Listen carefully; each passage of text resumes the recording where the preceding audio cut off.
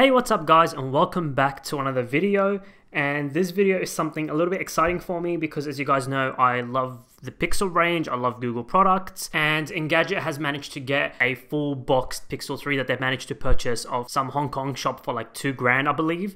So I'll link the video down below in the description. You guys can check out the full thing. But what I'm going to do here is sort of just go over my impressions, what I think about it, why I'm not as happy as I usually am, because as you guys know, I'm a huge Google fanboy and will literally buy any product. So anything I complain about, you guys know, come from a very, very sad and depressing place. Please keep in mind that this is a pre-release product, so everything that I show here might not even be real. So I'm going to break this up into two things, specs and into design, and what I think about everything and my thoughts, and pretty much a lot of me complaining and ranting. Alright guys, let's get started. So what we're going to do is we're going to start with the design. So the design is pretty much what you know and expect from a Pixel. It looks exactly like the Pixel 2. It really like the Pixel 2, to the point that the packaging looks the same. It's still got the blue back in the packaging, so I'm assuming that's the XL, because last year's mod the XL had the blue packaging and the small one had the green.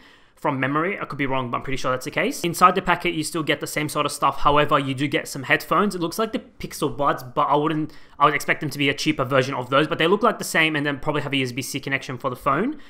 So that's pretty cool, like an extra you get there, considering the phone is really expensive. So yeah, that's not too bad. There is the notch, but I'm going to give notch its own little section because I have a lot to say about the notch, so we'll go there in about a second. What you do get is a back single 12.2 megapixel camera, so they're still sticking to their lens. I'm assuming Google's going to rely on the AI to do most of the magic, which, let's be real, does a really good job. The front, however, you've got the notch with the two front-facing cameras. We've seen leaks and even Google themselves hint of a super wide lens on their front-facing camera on their Instagram, and basically it's going to have two lenses. One is your standard front-facing camera, and another one will be super wide. I'm sure they might have all the tricks up their sleeve. We'll have to see in the event in a few days. And also your active edge squeeze thingamajiggy that comes from the HTC is still there, so you can squeeze to toggle the assistant. Do I really use this? No, I really don't. I've had the Pixel for about a year now, never have used it. Don't know, just don't find it useful. I wish it kind of did something else when you squeezed it apart from the assistant, but it is what it is, it's there. Let's move on to the specs. So it comes with 128 gigs of storage.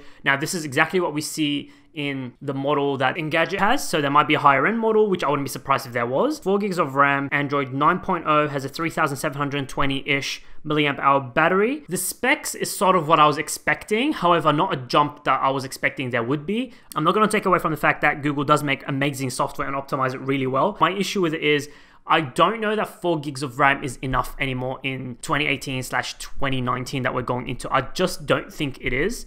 Not saying the phone's not going to be smooth, but you know, people do more with their phones apart from just browsing the web, watching Instagram. But like, I personally use Snapseed and do raw editing because I don't always want to be using Lightroom and, like, you know, using a full-fledged desktop app. So sometimes I'm okay with just using Snapseed, and I know that's not what Snapseed's for, and it does a very good job editing photos with pictures that come from the camera. However, every now and then I do use a raw, and it, like, you can tell it lags and it struggles, and I don't understand why Google just keeps putting 4 gigs of RAM in every single phone. I mean, they charge so much for it that I don't understand what the issue is. I'm pretty sure they can dump more than 4 gigs in there. My thoughts are mostly going to be on the design, because that's exactly the only thing that is there that we can see 100%. I can't talk about the feel, I can't talk about the specs, I can't talk about how fast or not it is, how good the cameras are, because I don't have it in front of me. I will when I have it in front of me. However, right now I'm just going to base everything on just the way it looks, because that's kind of depressing from Google's design team. Like, I genuinely don't understand why Google's sticking to the same design. I kind of wish they would change it a little bit. It's getting a little old. The first Pixel was like that, the second Pixel was like that, now the third Pixel looks the same. And again, I love Google's products because I own literally everything Google makes at my place. However, my issue with it is that notch is horrible for a lot of reasons, apart from the fact of me just complaining that it's too big and disgusting.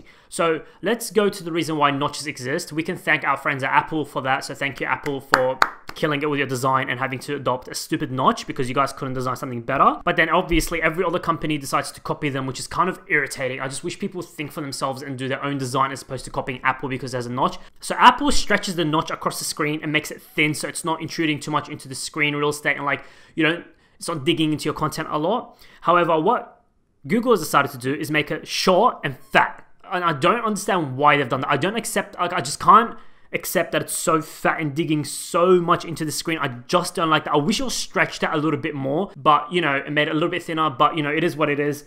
And my bigger problem with it is I would accept that the notch is so big, and I get it's because they had drivers and speakers and front-facing speakers, and I get all of that. I really do. I genuinely do. but I would like accept it a little bit more if there was no chin on the bottom. But the Pixel 3 still has a pretty big chin on the bottom, and I don't know how I feel about that. Like, you can't give me a notch that looks that disgusting and takes up so much space on the phone, but then also give me a bezel on the bottom that looks so big. I just don't get it. Like, why does it have such a big chin? Apple had to do that notch because of their Face ID and all the technology behind the face scanner, and they don't have a fingerprint scanner, but Google does have a fingerprint scanner at the back.